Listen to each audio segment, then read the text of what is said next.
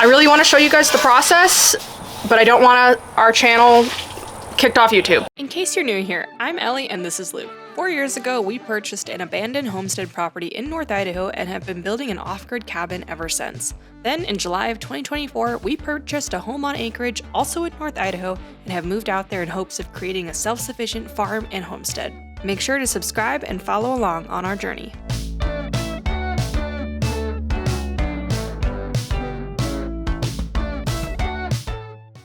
Okay, so today, there's just no beating around the bush. We are processing our meat chickens. So Luke has got the setup ready behind me. I've never done this before, so I'm just gonna kind of follow his lead and do what he tells me to do. I've never done it before. I thought you said you have. Yeah, when I was a child. Okay, neither of us have done this as adults. Well, do you know more than me? Really, I have watched YouTube videos though. See? Basically an expert. Exactly. Back in April, we picked up 15 Cornish cross jumbo I don't know what they're called. We picked up 15 broiler chickens, and we've raised them ever since. We've actually lost 4, which is kind of to be expected. We lost about 1 a week once they hit 4 weeks. We just lost one the other day, which was kind of a bummer. A very common cause of death amongst broilers is they just have heart attacks. They have heart failure because they grow so fast. So originally we were gonna process this Friday, which would have been 8 weeks on the dot, but since we lost the one yesterday, we're thinking we need to process them now so we don't lose any more. I really want to show you guys the process, but I don't want our channel kicked off YouTube. So we're gonna do our best to not censor too much, but we probably can't show the actual dispatch process. And so yeah, that's what we're doing today. So this is our setup. And you've got the kill cones somewhere, right? Oh yeah. It's a whole device. I'm very proud of it. So we didn't have to buy a whole lot for the setup. Most of it we already had. So Luke is setting up the setup. He's getting everything ready. While he does that, I'm just gonna talk a little bit about the process and maybe try to preemptively answer some questions that I feel like we're gonna get. I think the biggest one is, do we feel sad that we're doing this? Not really. Not really sad about it, for a couple of reasons. One is it's gonna be really great to have organic, fresh meat that we raised ourselves. We know exactly what these chickens ate, and we're very lucky to have a really good feed store up north of Sandpoint that offers non-GMO corn and soy-free feed. That's really cool. 2, not sad because the price, when all is said and done, it's gonna be actually quite reasonable for how much we paid and how much like per pound we'd get. And number 3 is I honestly view this as putting these poor animals out of their misery. If you don't know, Cornish cross, jumbo, whatever they're called, grow freaky fast. These birds are not even 8 weeks old. Like, they hatched less than 8 weeks ago and they are monstrous. They are so big, they look uncomfortable. We already have 4 die of heart attacks at 8 weeks on this earth. So I honestly feel like we are putting them out of their misery. Why are we doing this? Because we want to know where our food comes from, and we want to have high quality, nutrient dense food that we're not paying an arm and a leg for. Maybe in a future video, I'll be able to tell you exactly what we paid, how much we spent, how much feed we gave them, and what the final cost per pound came out to be. Kill, boil, cut. Okay. Ice bath. Okay.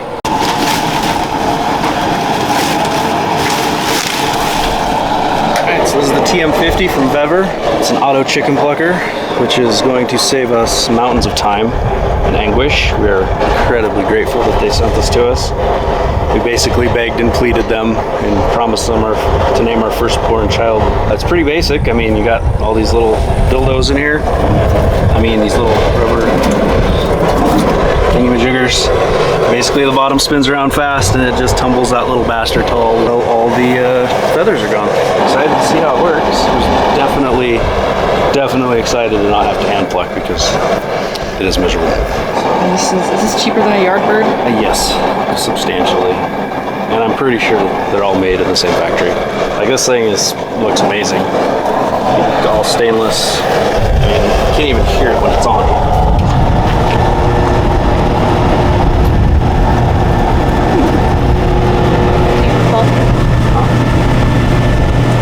Walk me through the stations. Alright. How will the flow work? Bird, cone, upside down, head pokes out the bottom. Chop, chop, drip, drip.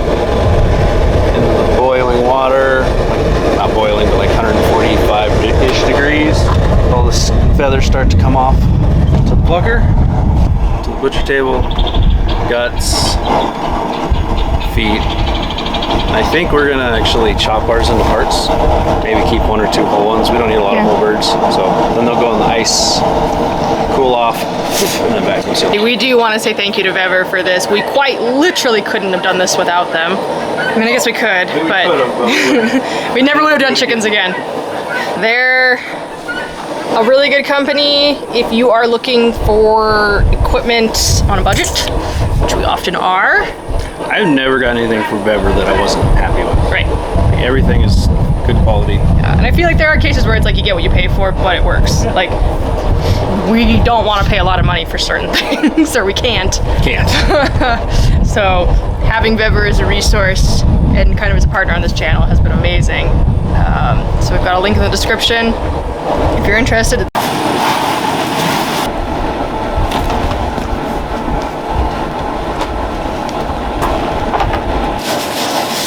Hey, Bandit. It's go time, buddy.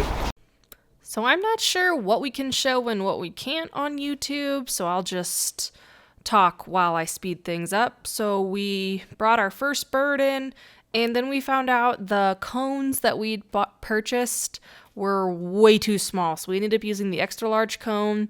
Thankfully we bought that. We set the chicken in, and then we just kind of let them chill out for, 30, 45 seconds just to kind of get them to relax. And the reason for that is the blood rushes to their head. And then Luke went in with a very sharp knife and we slit the chicken's throat. He had to make sure here that you slit the arteries, but you don't want to completely slit the jugular and you don't want to take their head off. This just makes it so the blood can drain more efficiently. And it just makes for a better process overall.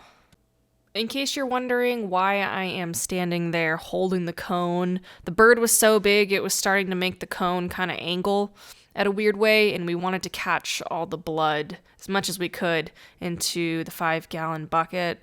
So it does take about 5-ish minutes for the chicken to completely bleed out. Enough that it's not going to make a mess, so we kind of just had to sit around and wait. People who are really skilled at this can, line up 3 or 4 birds at a time, but since this was the first time we were doing this, we just did 1 bird at a time. That way we could make sure each step of the process was as smooth as possible. So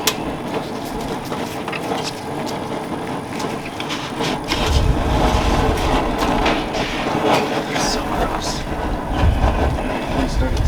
Yes. How long? How long, baby? 90 seconds. Probably take it out now. Let's turn that thing on. God, that smells so bad. Water?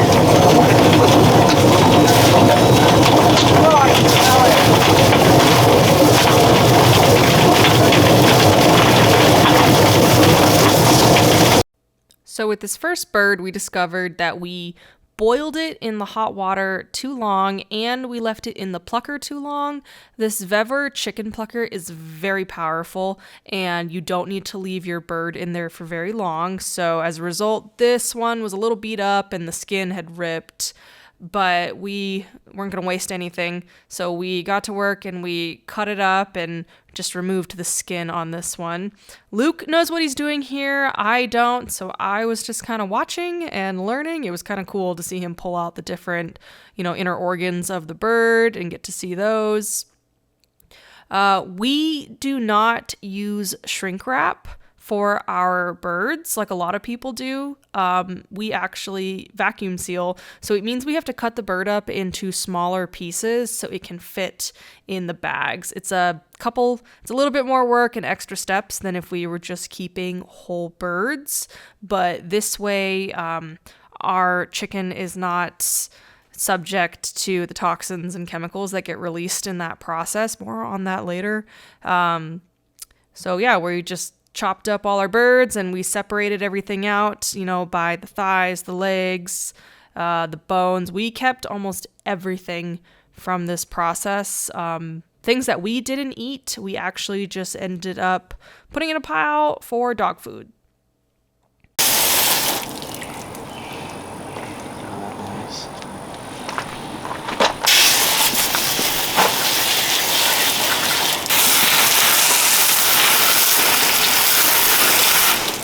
It's hot this time, so let's see.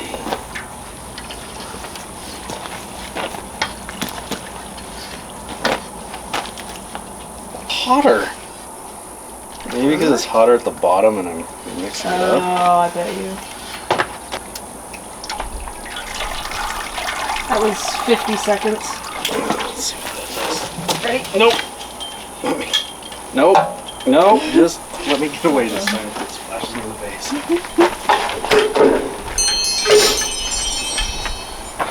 Okay. Ready? Yep. Yeah, well now you know how it feels. Go. Turn off.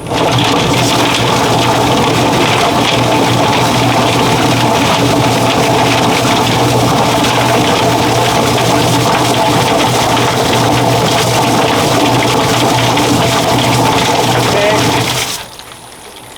Same thing? No. All right. Okay.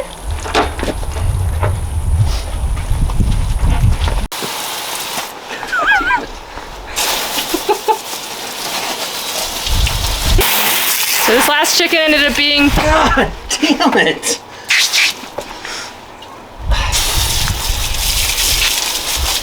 Dropped in the dirt twice.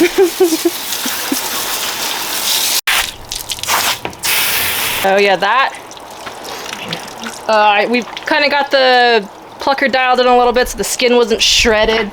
So we're gonna keep a couple to be whole chickens. So this is one of them. I could not imagine plucking those feathers by hand.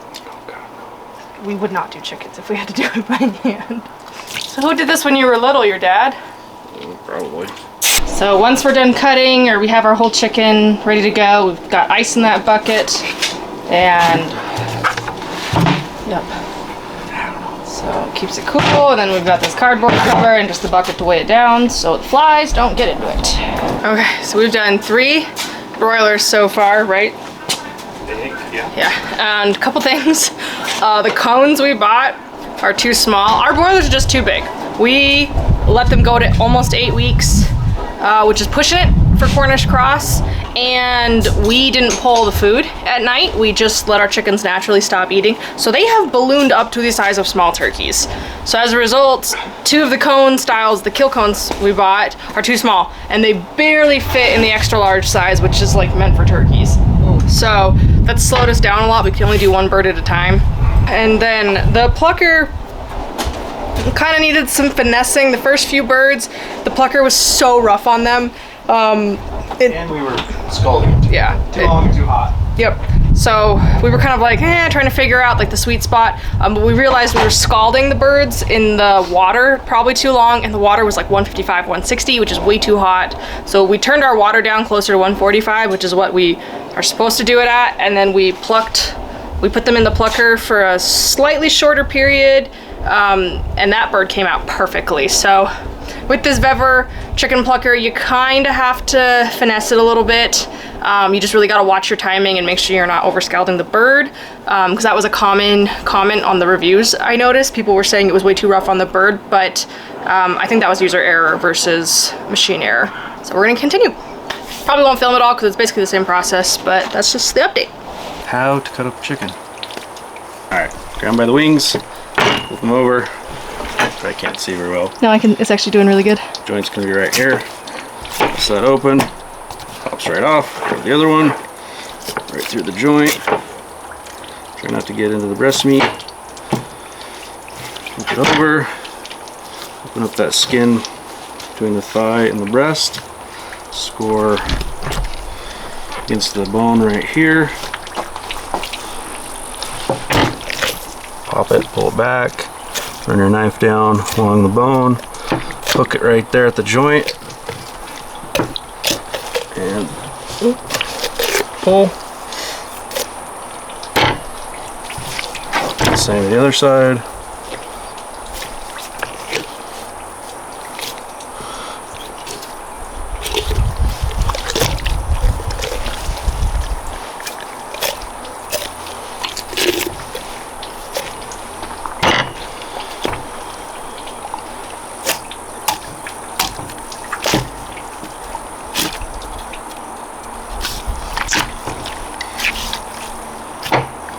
You're pulling and pressing pretty hard. No. Shouldn't have to pull or press hard at all. Everything comes apart at a joint, so except for the breast. The breast, you gotta get a little bit of brute force. You want to aim for this little white spot right here. Watch your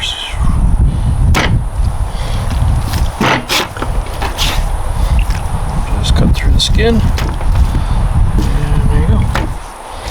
For the wrist, this is wings, back for stock.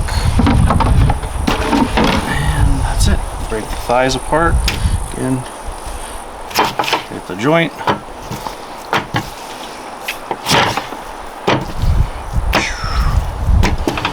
And we're doing hot wings, right? So Yes. we'll pull that off, get rid of it.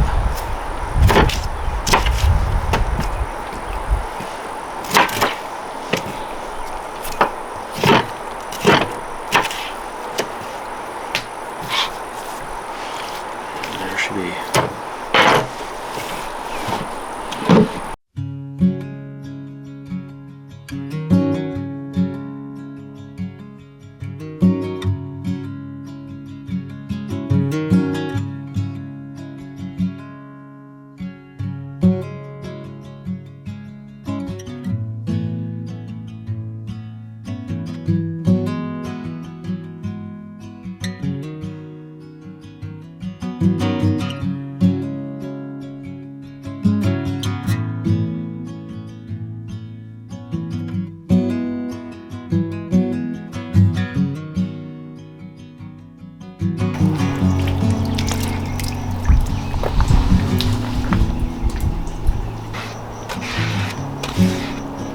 So this is the VEVOR chicken plucking machine. It's got a title, but VEVOR just calls it that. This comes out of the box ready to go. There's no assembly required. You literally, once you're ready to pluck your chicken, like you put it in the water, we dump it in here. The switch is over here on the side, and it's a simple green for go, red for stop. I mean, it's foolproof. And you push the button to start. We literally only have to let it run for about 15 seconds.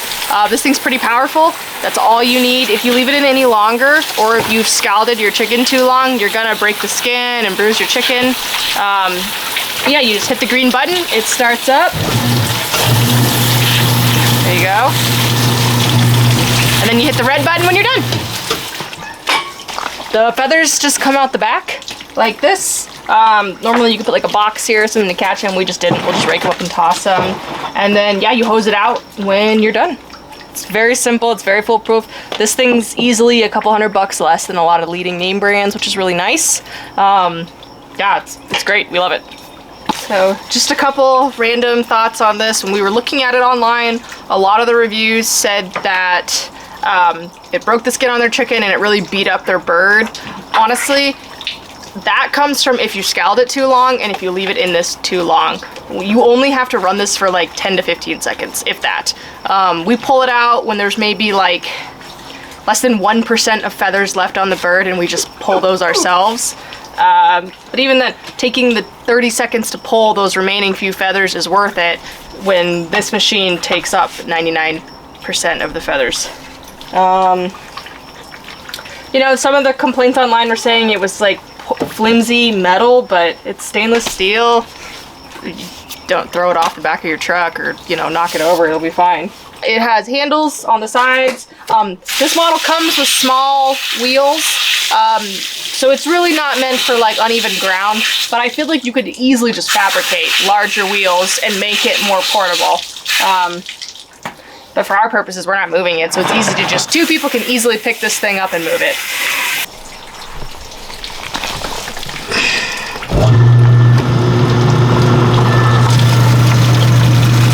So it only has one speed, but that's all you need is one speed.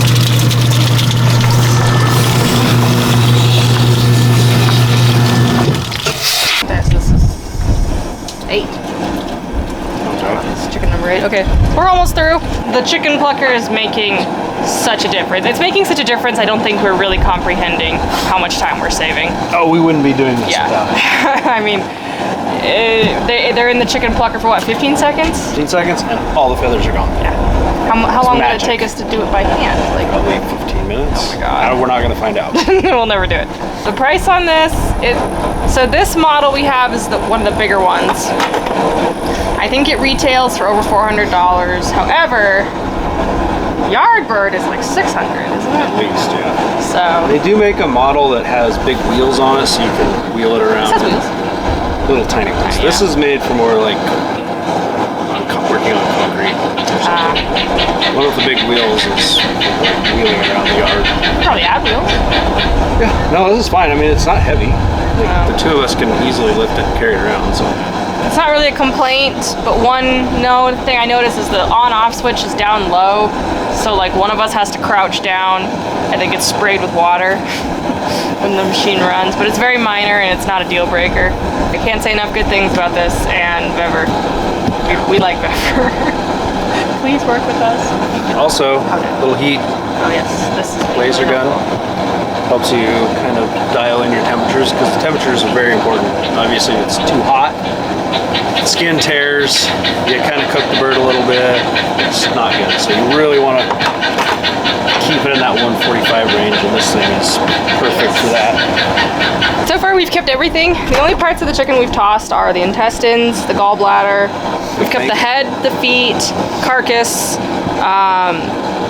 We've put aside the liver for us to eat. The head, the feet, I've kept a few livers, the heart, and just whatever scrap flesh that's not like a part of a digestive tract. It's extra skin. We're keeping it for Bandit, so I'm gonna figure out how to grind that up somehow for him. We've kind of got it down to like a routine rhythm. We slice the throat. Once we let it bleed out, I set the timer for a minute. Luke hooks it up with his homemade handy dandy contraption. We dunk the chicken in. We let it go for 50 seconds to a minute, and then it goes in the plucker. And I turn it on and just wait there. And Luke runs the hose, and then when he tells me to stop, I cut the power. So as we butcher, and when we have pieces ready to go, we're putting them on ice, and then when we're done, we'll take this inside and what's the word I'm looking for? What's the word I'm looking for? Not freeze dry. Vacuum seal. And we will vacuum seal them. We've just been dumping ice and then, putting cuts in. I've been keeping the liver separated and then the gizzards separated. Couples that slaughter together, or butcher together, stay together.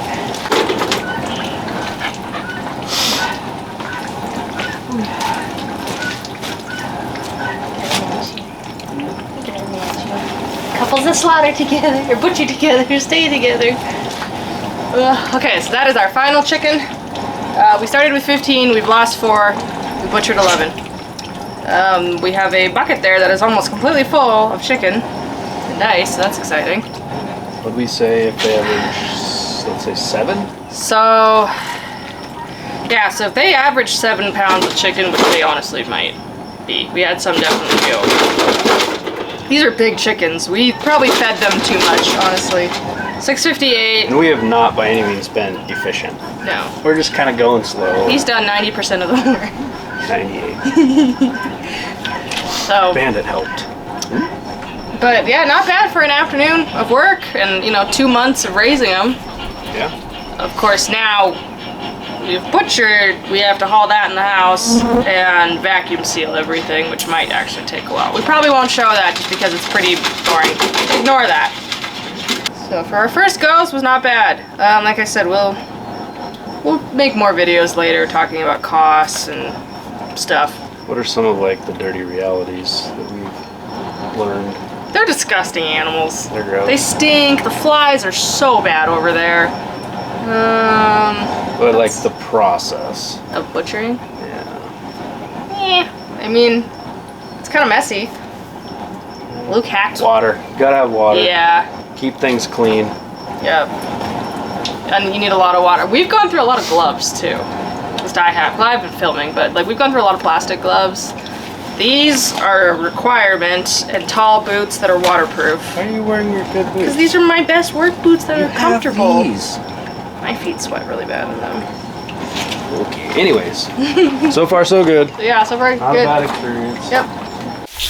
So honestly, this is an investment, but if you even think you're gonna do meat birds for 2 years, you know, once a year, twice a year, I would say it's honestly worth it. We would not do meat birds if we had to pluck by hand. I've even seen people rent these out, so if you bought one, you could probably just rent it out, you know, via Craigslist or something and make some money that way. So I would say this is definitely an investment for your homestead, especially if you know you're gonna be processing meat birds for at least several years. Definitely worth it. I have a feeling these things probably hold their value decently, so you could always just resell it to somebody else. Okay, so it's been a few days since we finished butchering the chickens. The instructions we followed were that they needed to kind of just chill on ice for 24 hours. So we butchered the chickens on a Thursday. On Friday, Luke vacuum sealed all the chickens.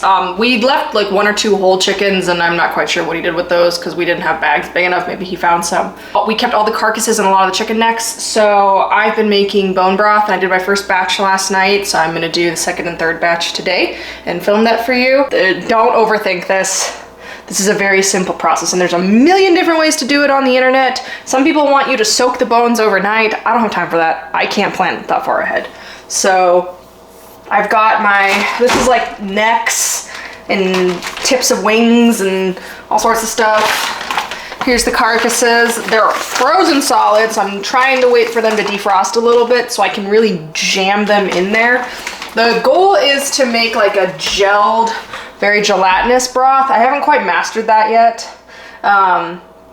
So I've been doing a little reading, and it said just don't add too much water. So I'm just really trying to jam pack as much as I can in here, and it has to be pretty defrosted. So I'm gonna let this sit for a little bit. It's getting there, but it's not quite defrosted yet. So this is the easiest way I have found to make bone broth. I've made it kind of like a stew on the stove, but that's with like just beef bones. So this is chicken carcasses. And this is, if you have an Instant Pot, this is really, really easy. It's literally just your carcass, whatever bones you're gonna use, water, a little bit of apple cider vinegar, and whatever vegetables you wanna throw in. In my case, I just threw in garlic, because that's all I had. I think I'm gonna throw an onion in with this batch, and that's it. And then I let the Instant Pot do its thing. I let it cool down, I strain it, I freeze it.